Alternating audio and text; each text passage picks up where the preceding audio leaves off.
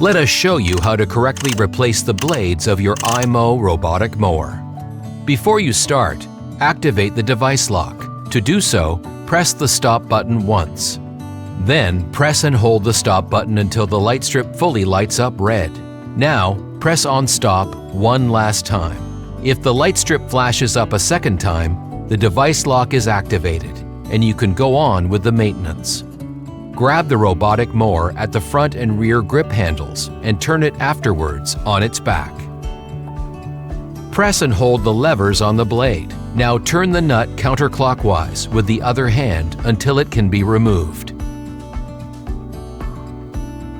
Remove the blade disc and put it to the side.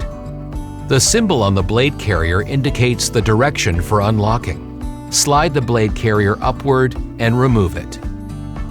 Then you can take out the old blades one after each other. Remove the coarse dirt and clean the blade disc, blade carrier, and nut with a cleaning cloth.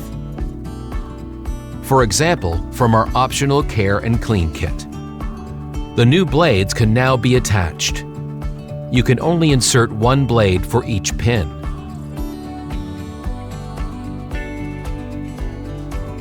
Place the blade carrier back on the blade disc. The arrow symbols once again indicate in which direction you have to push. Once correctly locked, the blade disc can now be placed on the robotic mower again. As the final step, simply attach the nut and turn it tightly. The blades have now been correctly replaced.